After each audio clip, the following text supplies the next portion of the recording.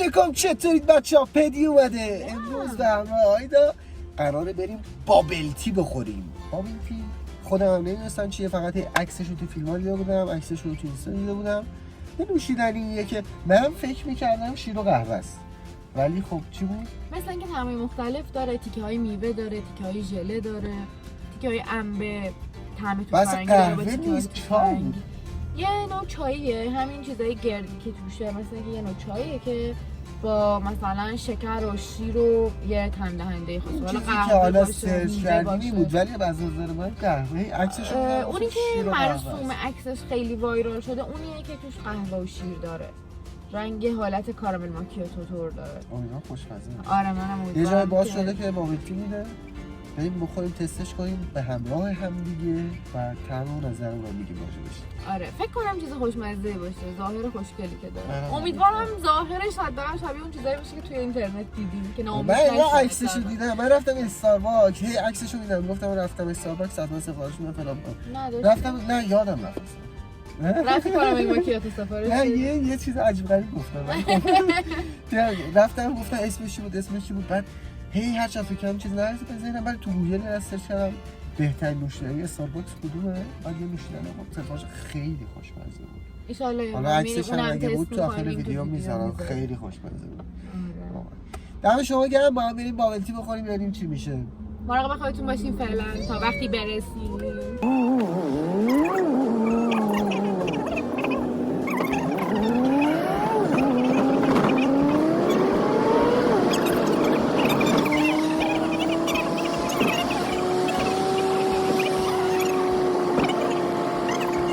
شما پارک کردیم؟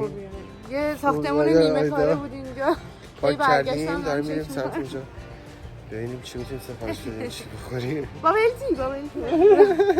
یه نفر یه مزه‌ش هم تمام می‌کنیم. آره راست میگی، من میگفتم جفتش یه مزه باشه. نه هر کدوم یه مزه بعد از هم می‌کنیم. بعد چند تا ویدیو میگیریم. هر دفعه یه مزه‌ش هم تمام می‌کنیم، نظرمون رو بهتون میدیم. دم شما گرم. بچه‌ها ما بریم الان. الان زیرمون میگیرن.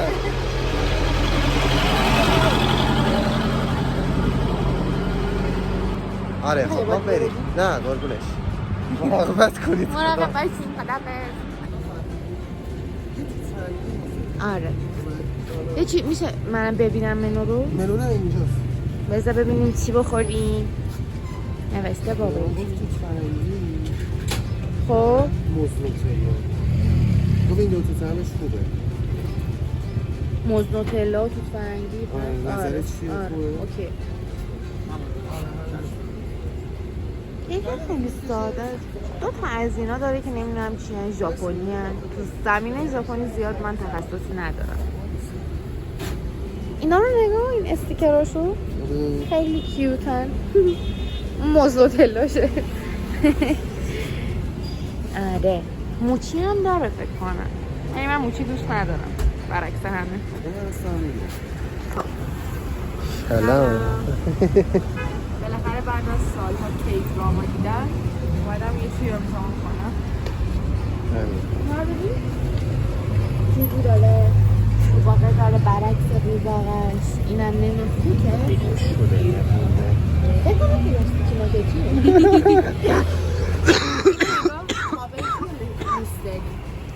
به اینا میگم بابل تی.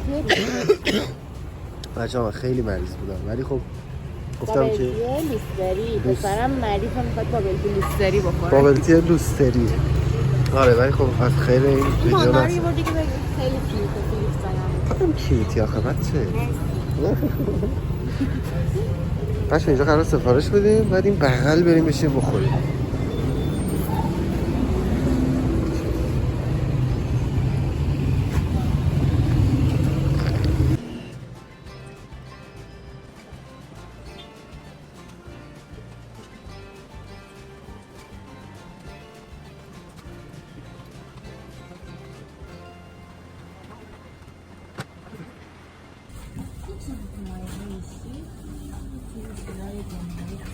انشالله که مزه ایست ندارم.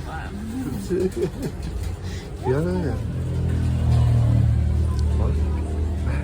چه شکلیه؟ بذار هم بزنم. بابلاس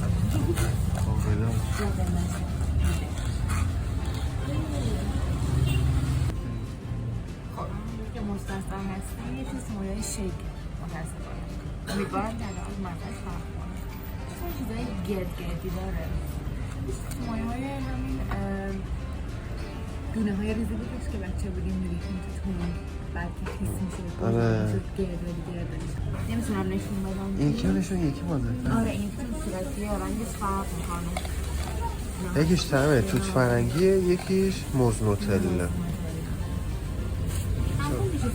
بخوریم نظرمون رو بگیم بهتون که چیه چجوریه امیدوارم که مزه باشه من امیدوارم که اولین نفر میخواد تست کنه یه تست کن خب آره دیگه چای و شیر و بالاش یخ ریخته احتمالا دستم این نیستی دستم نه پایینشو دست ندارم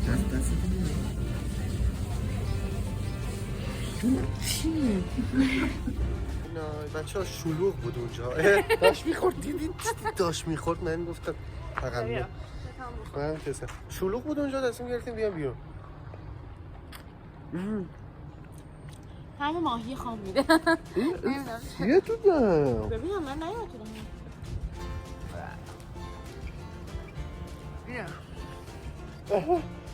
ژله است الان میریم تو ماشین اینا رو من باز کنم باید تحلیلشون کنم در میخوریم بابلاشو نگه میداریم بعد کالبوچه کافی میکنیم این پاستیله احتمالا پاستیل ژله یه چیزیه اشما من فکر کنم یه چیز ساده باشه یه چیز عجیب غریب نباشه بیا طعم توت فرنگی و موز خب بریم تو ماشین لالای لای جبار کنی با چه سریع پر شد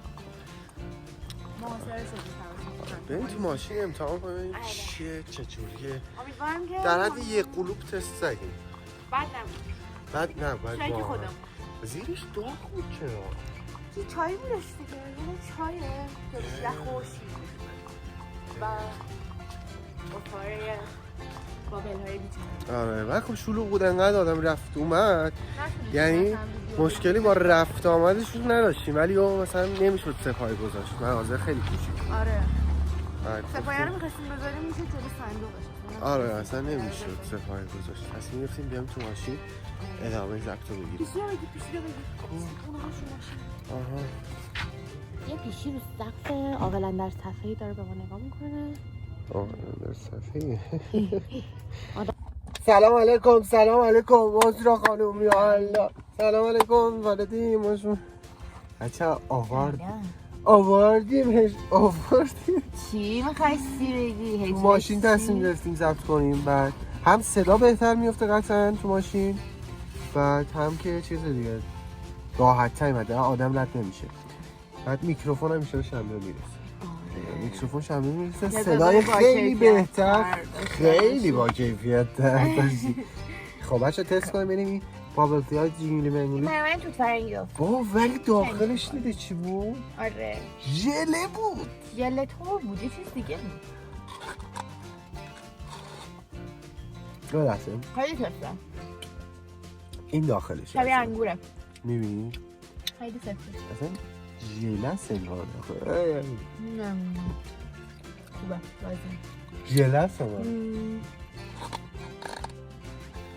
ای وای خیلی زیاده آره کسی شد سنگار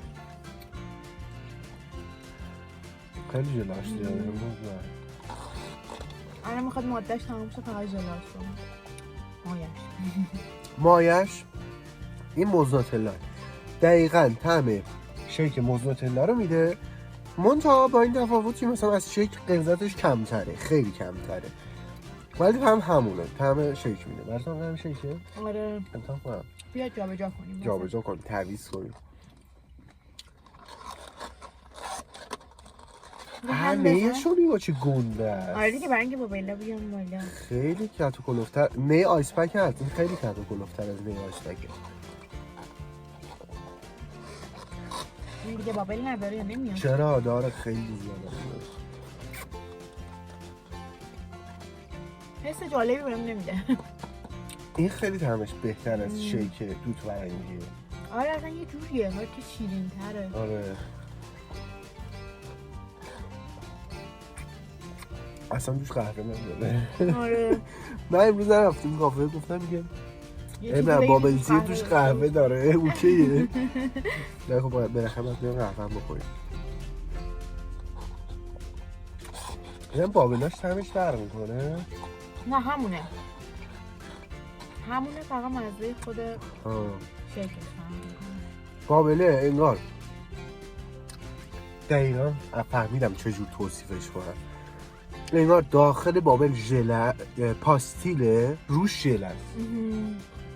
دقیقا انگار یه توپ بیده که داخلش پاستیله روش ژل است. همین. آره راست. یه لایه اولش نرمه بس سفت. آره دقیقاً. من شکلات خودم میخوام. کلا چیزایی که توت فرنگی هست نظر من تعمیر بیمارستان میده. خب چرا سفارش دادی؟ خانم‌ها توت فرنگی دوست دارن. نه دوست نداری؟ واقعا؟ راست میگه آده شکلات دوست داری. چی بود؟ هیچی افتاد تو دستم از زیر درش داری چکه میکنه. در کل فقط یه تجربه جدیده. یعنی اینطور نیست که من هر روز بیام بگم یه بابل تی میگی. آره من احساس میکنم بعدش دوباره مثل قضیه آپیبا برای گوارش هم مشکل بود. یه حس بدی داره دیگه کم کم بابلا بهم میده. بیا این بهتره. نه جون من توت فرنگیشو بیشتر دوست دارم. خب الان چه مشکلی ما با هم الان ترکیب نه باور کن. آخه من میخوام توت فرنگی قرار نیستش تا من میخوام وسط تو دوباره توت فرنگی بکنم. توت فرنگیش بهتره. چی شدی؟ یه حس بدی دارم میدنی جلو. جلاشو نخور بخوای ها. به طور کلی حالا شاید واسه اینا خوب نبود. چیز آنچنان خوبی نیستش. نه اصلا. آها. سلام بچه اینجا نگاه کن. سلام بگم. جونو. گوشیم کده؟ چرا بگم توت فرنگی دوست داری؟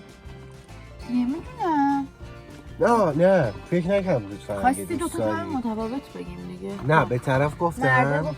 آفرین گفتم خوشمزه‌اش کدومه؟ گفت توت فرنگی و نوتلا. اتفاقا به نظر من وقتی از شخصی که یه بیزینسی داره میپرسی بهتریناش کدومه اصولا سعی میکنه حالا به نظر بعضیاشون همشون هم نه اون رو بگی شاید خب زیاد فروش نداره. ولی از من بپرسن میگم آقا طرف اولین باره سلیقه‌ای اصلا ربطی نداره. آره اونم هست ولی من میگم اولین باره چیزی که فروشش از همه بیشتر. البته گفتم اون فروشش از همش بیشتره. حالا به خاطر اسمش دیگه یه سری به قولتون مثل ما میگم فقط امتحان کنن دیگه. فقط صداشون از خودش نیستش. آها اینجاست. آها خوب میشم. خوب میشم. من این امید شدم ازش.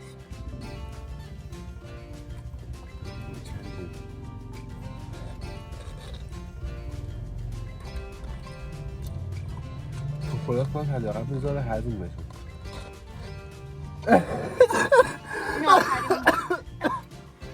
اوه زدی؟ آخرین بار بوده همچین کاری کردم. پولتون رو تو آشغال ندید. حالم برم. خیلی خوبه. خب بگی بالا نیاد بابلان. راست میگی. بابلان اذیت کننده است برام. من شاید 7-8 تا بابل تو دهنم. من یکم که تینیج‌تر بودم میرفتم کلاس زبان کره‌ای چندتر. یه استادی داشتیم که 3 سال تو کره زندگی کرده بود و بنا به شرایطی نتونسته بود بمونه برگشته بود. دانشجوی ادبیات و زبان کره‌ای بود اونجا. و برگشتن یه سری چیزا به خودش آورده بود، مثلا یه سری جلبک‌های سوپرمارکتی بسته‌بندی شده خوش شده داشتش که مثلا یه چند بسته برای خودش آورده بود. یه روز سر کلاس آورد واسمون و ما خوردیم و طعم خیلی افتضاح و وحشتناکی میداد. آره خوش شده مثل چیپس بود براشون. باید امتحان کنی. باید همه نگاه نهایت مثل الان اینجا پیدا نمیشه. مثلا اومدنی با خودش چند تا دونه خریده بود گذاشته بود تو چمدونش برگردونده بود. اون موقع من یادم فن اکسو بودم، یه سری برچسبای اکسو آورده بود. هر کس که خوب مسائل رو حل می‌کرد یه برچسب اکسو میداد. اون موقع هم اینجوری بود که مثل الان همه جا نبود. اصلا کلا اینجوری که مثلا الان شما میرید لباسایی که مثلا برای بند مورد علاقتون می‌خرین یا پیکسلاشو یا برچسباشو هر چیشو، اون موقع اینجوری نبودش. مثلا حالا میام بعد می‌بردی میدادی خودت چاپ می‌کردن واسه. الان باز بیشتر شده. ولی اون موقع یادم مثلا خیلی خفن بودیم که مثلا سوالو درست جواب میدادی به که برچسب میداد اصلا آدم کلی عشق می‌کرد. بعد این خوراکی که آورده بودم میداد مثلا ما امتحان می‌کردیم حالمون به هم می‌خورد واقعا. ولی دوست داشتید بگیری؟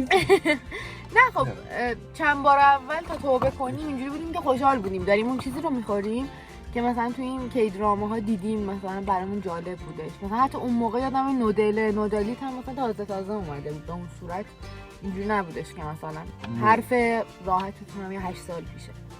بعد چی می‌خواستم بگم یادم رفتش. وسطا خوشحال بودیم. آها داشت شده تجربهش توی زندگی تو کره حرف میزد، میگفتش که اصلا حتی فصل میگفتش که غذاهای سنتشون که حالا طول میکشه تو عادت کنی به مزه اونجور غذا برات مثلا عجیبه.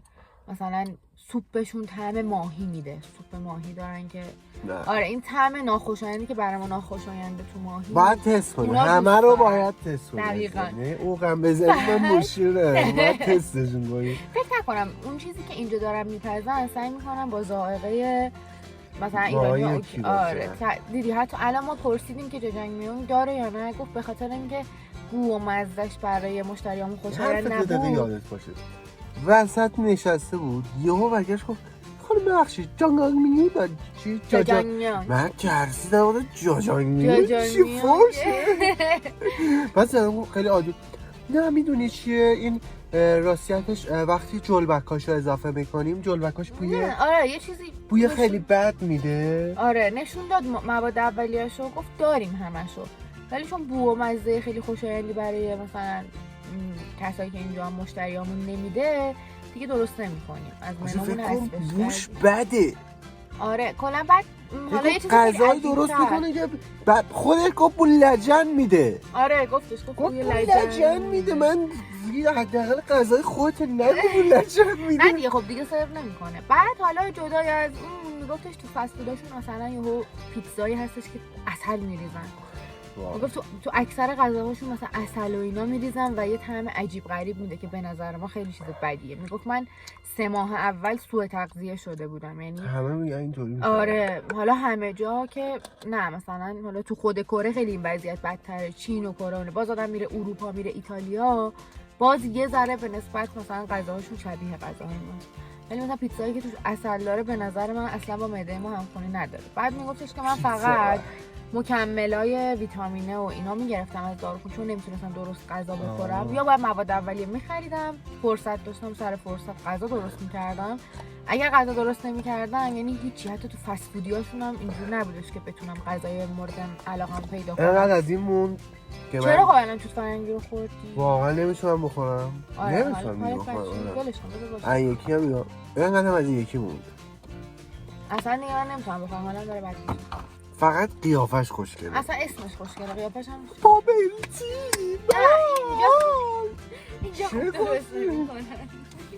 ای خدا حالم بد شد اصلا دستمال بیا این چون بچه دیگه کم کم انقدری داره نور میره که داریم محو میشیم. داریم محو میشیم. شب شد فقط کلا شب باورتون نشه نیم ساعت تونستیم در بیاریم. آره اولش دیگه اصلا هوا خیلی خوب سریع غروب شد. داره نگاه کن آره. یه جوری وایسن که نور بیفته. ساعت 4:30 در اومدیم. چه جوری شد؟ اینطوری است دیگه. خب بچه‌ها دمتون گرم، مرسی که ویدیو رو تا آخر دیدید، همراه ما بودید، با هم بابلتی خوردیم. نخورید. خیلی نه ولی یه چیزی بگم، شاید جای دیگه خوب درست کنن. یک اینکه شاید جای دیگه خوب درست کنن، دو اینکه برای امتحان کردن خوبه. آره دیگه فکرم نمونه پیش اینکه بابلتی بابلتی نخوردم تا الان فعلا. آره من خودم اینطوری پرسیدن بگین که آره منم خوردم بتونین.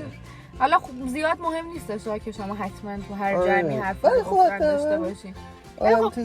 کسایی که مثلا تو فیلم ها میبینن دوست دارن امتحان کنن توی این پیجای این بلاگرای تستینگ فوده مثلا کره میبینن یاری عکسی ازش میذاره آدم میگه وای این عکسایی که ازش دیدم من تو پینترست خیلی خوشگل بود، مثلا عکسای انیماتوری که با هوش مصنوعی درست کردن. آره چند تاشو بذار تو تصویر. آره الان ادیت کردن میذارم. بعد به نظرم چیز خوشگلی بود. آره خوشگل بود دیگه. آره حالا میگم شاید جای دیگه خیلی بهتر درست دقیقاً شیک رقیق با تیکه‌های پاستیل داخلش. آره. خونه میتونی درست کنی. خونه هم میتونی درست کنی. آره حتی اتفاقا پاستیلش خوشمزه تر میشه، این پاستیلش طعم نداره. آره یه سری پاستیلای متفاوت می‌ریزی. مثلا پاستیل بستنی‌ها هستن اون خیلی خوشمزه میشه. آره از اونها بریزی. آره اونا تیکه گرد در بیاری. خیلی خوبه. نگاه کن کبیرم دیگه دارم میاد نصف صورتم رفت یواشاش برام مهد میشه. آفتاب داره از اون ور غروب میکنه. کلا غروب کرد دیگه چیزی نمونده. آره خیلی لطف کردید بچه‌ها.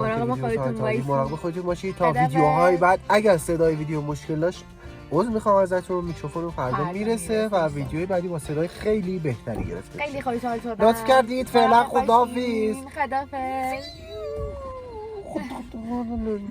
نه دیگه